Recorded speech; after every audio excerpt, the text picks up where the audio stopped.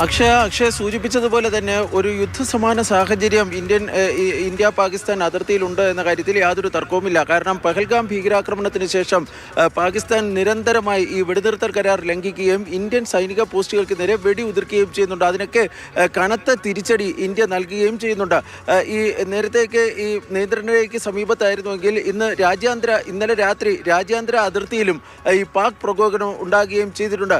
പക്ഷേ ഏറ്റവും പ്രധാനപ്പെട്ട കാര്യം, ഇങ്ങനെ പ്രകോപനങ്ങളൊക്കെ ചെയ്യുമ്പോഴും പാകിസ്ഥാൻ കടുത്ത ആശങ്കയിലാണ്. കാരണം ഇന്ത്യ പഹൽഗാം ഭീകരാക്രമണത്തിന് ശക്തമായ തിരിച്ചടി നൽകുമെന്ന് വ്യക്തമാക്കിയിട്ടുണ്ട്. അത് എപ്പോൾ, എങ്ങനെ, എവിടെ വെച്ച് നൽകണം എന്നതിനെ സംബന്ധിച്ച് തീരുമാനമെടുക്കാൻ വേണ്ടി പൂർണ്ണമായും സൈന്യത്തിന് അല്ലെങ്കിൽ സേനാ വിഭാഗങ്ങൾക്ക് പ്രധാനമന്ത്രി ഈ അനുമതി നൽകുകയും ചെയ്തിട്ടുണ്ട്. അതുകൊണ്ട് തന്നെ തിരിച്ചടി ആസന്നമാണ് എന്ന കാര്യത്തിൽ പാകിസ്ഥാന് യാതൊരു തരത്തിലുള്ള സംശയവുമില്ല.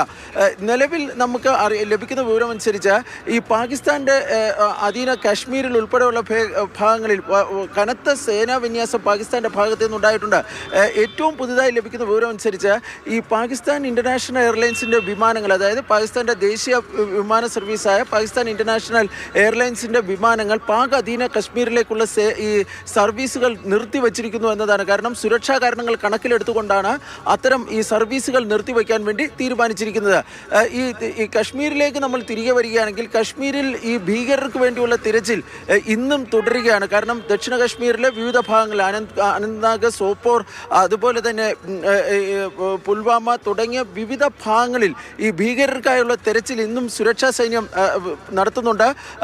വളരെ വൈകാതെ തന്നെ ഈ പഹൽഗാം ഭീകരാക്രമണത്തിൽ നേരിട്ട് പങ്കാളിത്തമുണ്ടായിരുന്ന അല്ലെങ്കിൽ അവിടെ വെടിയുതിർത്ത 3 ഭീകരരെയും കണ്ടെത്തി അവർക്ക് എതിരെ ഉചിതമായ നടപടി ഉണ്ടാകുമെന്നാണ് കരുതപ്പെടുന്നത്. അക്ഷയ.